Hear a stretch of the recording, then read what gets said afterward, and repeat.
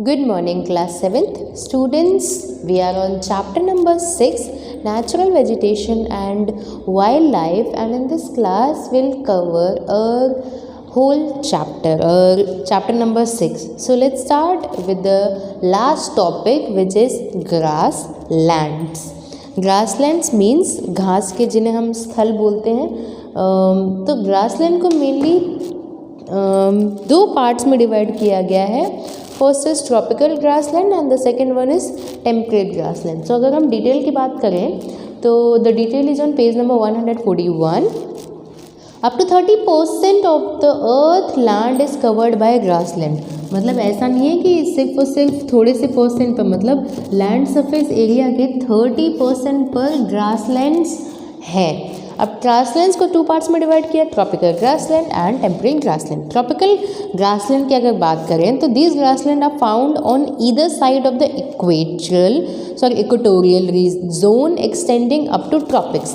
तो 0 degree equator है. Equator के आसपास वाले इलाके से लेकर अगर हम ट्रॉपिक्स की बात करें तो इन इलाकों में कौन से टाइप के ग्रासलैंड मिलेंगे? ट्रॉपिकल. जहाँ ट्रॉपिकल नाम आ जाता है वहाँ 0 डिग्री के आसपास का इलाका. जहाँ टेम्परेट बात आ जाती है वहाँ ये वाले इलाके आ जाते हैं, ट्रॉपिकल के ऊपर वाले इलाके, जो कि हम लोगों ने tropical evergreen forest and temperate evergreen forest में भी देख लिया था. Tropical grassland occur in areas of moderate to low rainfall in summer and high temperature throughout the year. साल भर टेम्परेचर ज़्यादा है, बारिश भी ठीक ठाक से हो जाती है, ज़्यादा नहीं होती है. एंड यहाँ पर बहुत टॉल ग्रासेस, मतलब बहुत लंबी लंबी ग्रासेस मिलती है. 3 से 4 मीटर तक इनकी हाइट होती है एंड ये बहुत घनी घिरी हुई होती हैं. ये इतनी लंबी होती हैं कि अगर कोई हाथी गुजर रहा हो ना तो किसी को हाथी भी दिखाई ना दे.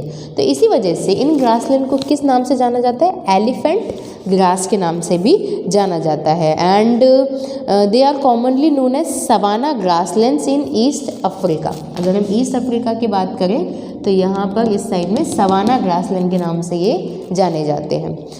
The other areas of the world where these grassland occur in Brazilian highlands, ये रहा ब्राज़ीलियन हाईलैंड्स में भी इन्हें जाना जाता है. द रेन शेडो एरियाज और डेक्कन प्लेट्यू इंडिया में भी अगर हम बात करें, एंड नॉर्दर्न ऑस्ट्रेलिया में भी. इन्हें ब्राज़ील में कंपोज एंड लानोज वेनेजुएला में जाना जाता है. ये रहा कंपोज और लानोज, यहाँ पर ब्राज़ील एंड वेनेजुएला की बात हो रही है.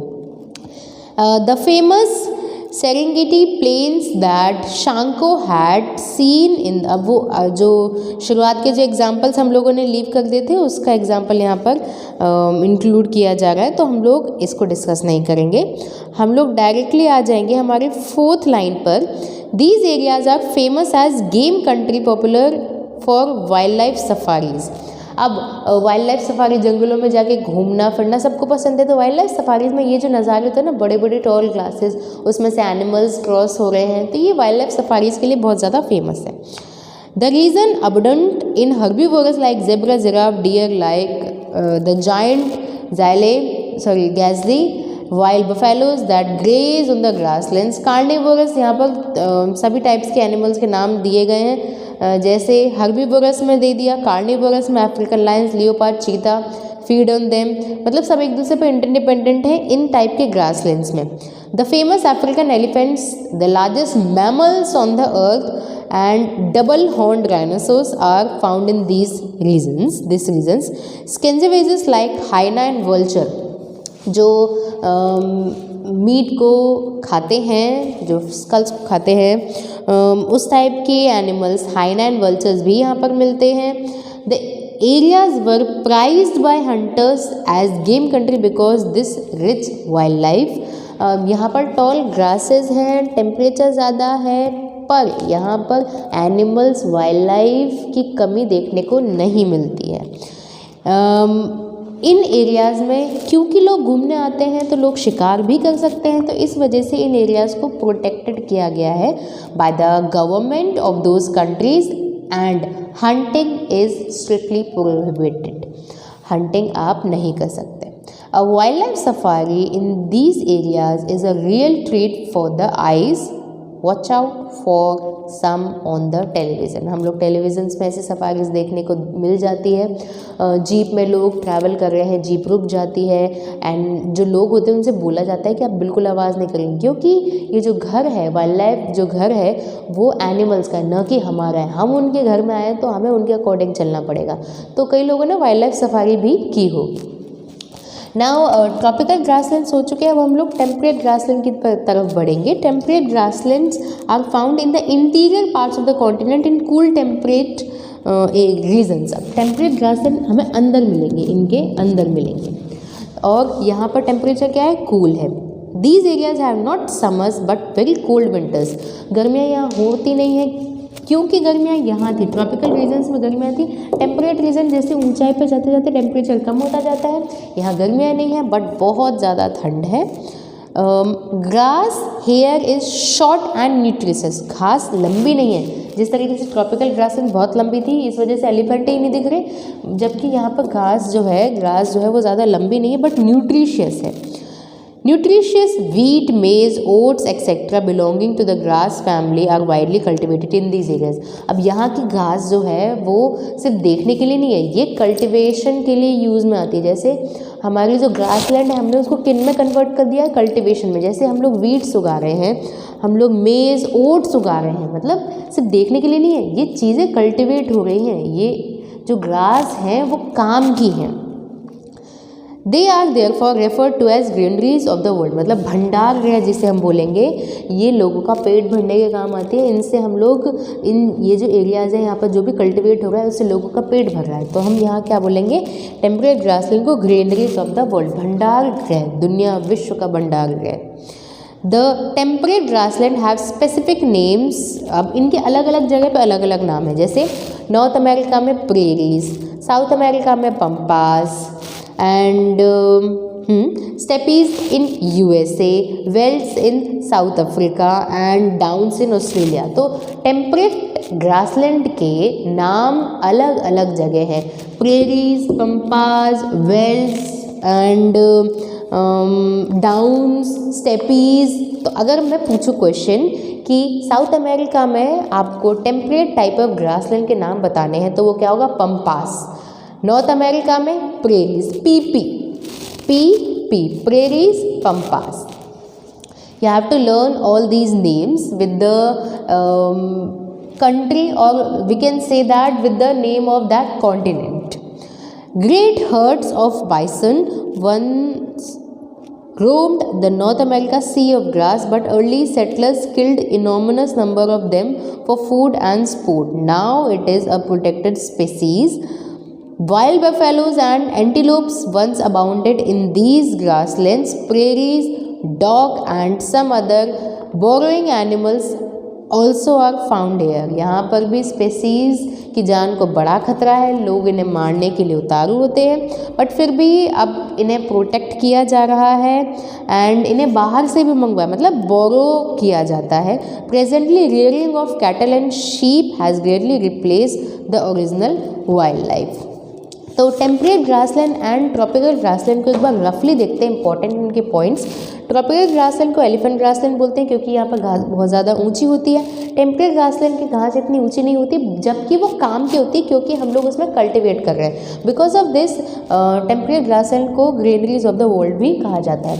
यहाँ पर टेम्परेट ग्रासलैंड में अलग अलग ग्रासलैंड को अलग अलग कॉन्टिनेंट में अलग अलग नाम से भी जाना जाता है। ना अब हम देखेंगे डेजर्ट वेजिटेशन।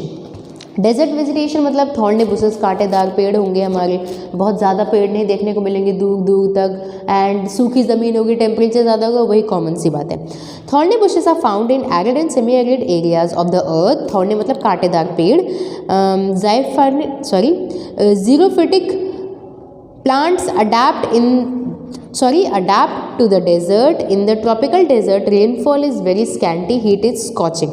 मतलब यहाँ पर जो पेड़ पौधे उन्होंने अपने आप को उस एरिया के अकॉर्डिंग ढाल लिया है, वो कहीं और नहीं उगते हैं, वो उसी एरियाज़ में उगते हैं और उसी एरिया में बने रहते हैं। ऐसा नहीं कि आज उग गए तो कल नहीं उगेंगे। उसी टाइप के ग्रासलैंड्स उसी टाइप के जो पेड़ हैं वो उन्हीं जगहों में ही उगते हैं। ना ट्रॉपिकल डेजर्ट्स में रेनफॉल बहुत कम होती है, टेम्परेचर बहुत ज़्यादा होता है। एंड ये जो एरियाज़ हैं, मतलब इस टाइप की vegetation western side of continents में देखने को मिलती है। वेस्टर्न साइड्स ऑफ कॉन्टिनेंट जहाँ पर डेजर्ट होते हैं, जैसे Sahara desert, Kalahari desert Africa, Sahara desert, Kalahari desert, Arizona desert in USA, Atacama desert in South America, and Middle East and Arabia desert ये रहा, यहाँ पर थार डेजर्ट है, and the Thar desert of India and the south western Australian desert. तो ये सारे के सारे हमने डेजर्ट के टाइप्स देख लिए, कौन सा कहाँ पर किस किस कॉन्टिनेंट में सिचुएटेड है। आपको सभी चीज़ें लर्न करनी, टेम्परेट ग्रासलैंड के नाम भी एंड डेजर्ट कौन से कहाँ पर मिलते हैं। Now tundra vegetation, the xerophytic phytic plants like cactus देखा है हमने सभी ने, which adapt to these dry areas have long roots to tap ground water. अब देखिए यहाँ पर पानी तो होता नहीं है, रेनफॉल हो नहीं रही है, तो जो प्लांट्स हैं वो नमी कहाँ से लेंगे, वो ज़मीन से लेते हैं। तो इनकी डीप रूट्स होते हैं ताकि जितनी भी ग्राउंड वाटर में से मॉइस्चर वो ले सकते हैं वो ले लेते हैं। The thick and wax coated stems store water. अब वही वैक्स कोटेड वाली बात आ गई जो कि हम लोगों ने कॉनिफेरस में देखा था। So the leaves are transformed into thorns and spines. Leaves इनकी कांटेदार होती है। In the oasis some thorny bushes and date palms grow. अब इनमें एनिमल्स की बात करें, कैमल है, कैमल ने अच्छे से अपने आप को अडेप्ट कर लिया है इस एनवायरनमेंट में। एंड अदर एनिमल्स की बात करें, reptiles, snake, lizard, poisonous spiders, scorpions, foxes, vultures देखने को मिलते हैं। एंड यहाँ पर unfortunately activities of man like clearing of vegetation in areas surrounding desert, overgrazing of surrounding lands have extended the boundaries of the desert।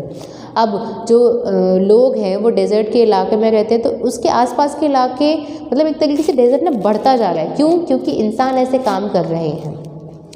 Tundra vegetation की बात करें, ये पोलर रीजन्स में मिलते हैं, मतलब आर्कटिक सर्कल के आसपास बहुत कम टेम्परेचर है। यहाँ पर mosses, lichens and dwarf flowering shrubs हमें देखने को मिलते हैं। एंड यहाँ पर समर कम होती है एंड स्पेशली लेक्स के आसपास। Areas include the polar regions of North America, Europe and Asia. North America, Europe and Asia, यहाँ पर टुंड्रा रीजन्स की बात की जा रही है। The animals inhabiting these areas have thick skin to protect themselves from the harsh cold climate। यहाँ पे पोलर बियर देखने को मिलते हैं, जैसे एग्जांपल लिया bear, seal, walrus, sable, blue fox belong to these areas। Reindeer, musk, arctic hare feed on the low growing plants of the tundras. अब यहाँ पर जो एनिमल्स देखने को मिलते हैं वो मोटी फर वाले होते हैं। फर इसलिए होता है क्योंकि फर उन्हें जो सीवियर कोल्ड है, वहाँ पर बहुत ज़्यादा ठंड उससे बचाता है। हम लोग फर वाले कोट भी तो लेते हैं जिसमें जैसे मान लिया ये भी एक हमने जैकेट पहनी हुई है, उसके साथ में एक जिप लगी हुई आती है जिसमें उसके किनारे पर फर लगे होते हैं जिससे हम लोग ठंड से बचते हैं। तो कई बार हम लोग फर के कोट पहनते हैं। फर के कोट से हमारी ठंड बचती है। उन एनिमल्स के तो बॉडी पर ही फर होता है जिससे उनको ज़्यादा सीवियर जो कोल्ड है उससे प्रोटेक्शन मिलती है। Now the last topic is mountainous vegetation। mountainous region like Himalayas, यहाँ पर हिमालयाज है India, have a distinct arrangements of various types of vegetation according to altitude। जैसे जैसे हायर एल्टीट्यूड की तरफ जाते हैं माउंटेनियस वेजिटेशन स्टार्ट हो जाती है। They range from evergreen to deciduous along with the foothills to coniferous higher up। देखिए यहाँ पर एवरग्रीन से लेकर आपको डिसीडियस से लेकर कॉनिफेरस तक आपको टाइप्स ऑफ ट्रीज देखने को मिलेंगे। It is followed by alpine grassland and tundra type in higher altitude. नीचे आपको अल्पाइन ग्रासलैंड मिलेगी एंड हायर एल्टीट्यूड पे टुंड्रा ग्रासलैंड मिलेगी। यहीं की बात हो रही है अभी। If you go on trip of Sikkim or to Shimla, Kullu Manali, Himachal Pradesh, you will be able to see nearly all types of vegetation found in the world arranged according to the height in the mountainous areas। अब mountainous areas की अगर यहाँ पर बात क्यों की जा रही है, क्योंकि देखिए ये सबसे ऊपर में हमें इस टाइप की वेजिटेशन मिलेगी जो यहाँ पर मिलती है। तो ये यहाँ पर अलग वेजिटेशन मिलेगी, यहाँ पर अलग वेजिटेशन मिलेगी। तो जहाँ पहाड़ हैं वह एल्टीट्यूड के साथ जो वेजिटेशन के टाइप है वो चेंज होते जाते हैं। Our planet Earth has provided us with a rich heritage of the world flora and fauna. Obviously, we are only one of the vast collection of the living beings of this living planet. By our selfish actions, we should not harm and wipe out other living organisms and plants on the earth. We should remember that by clearing forests, we are not only rob the wild animals of their homes, we also cut down a supply of oxygen and moisture on the earth. Our motto should be live and let live. जियो जीने दो के सिद्धांत पर हमें जीना चाहिए। अगर हम trees को कट कर रहे हैं अपने फ़ायदे के लिए, तो न केवल हम लोग एनिमल्स के जो घर है उन्हें नष्ट कर रहे हैं, बल्कि हम लोग जो गैस इनहेल करते हैं उसकी क्वांटिटी पर भी असर डाल रहे हैं। हम लोग गैस इनहेल करते ऑक्सीजन, एंड ऑक्सीजन हमें प्लांट से मिलती है और वही प्लांट्स हम लोग काट रहे हैं अपने यूज़ के लिए। तो हमें क्या करना है, हमें सभी चीज़ों का ध्यान रखना है। लिविंग प्लैनेट पे रहते हैं तो जियो और जीने दो के सिद्धांत पर कायम रहकर अपनी लाइफ को जीना चाहिए। So in this class we have done the grasslands and these 3 types of vegetation. Grassland 2 types के हैं, देख लिए हमने। डेजर्ट वेजिटेशन कहाँ मिलेगा, जहाँ पर डेजर्ट होगा, एरियाज हमने बता दिए। टुंड्रा वेजिटेशन अपर पार्ट में मिलेगा। माउंटेनियस वेजिटेशन माउंटेनियस इलाके में मिलेगा। ज़रूरी नहीं है कि वो माउंटेन ऊपर ही हो, ज़रूरी है कि वो माउंटेन ऊंचा हो, तो उसमें टाइप्स ऑफ वेजिटेशंस डिफर करेंगे। So that's it for today's class. Thank you.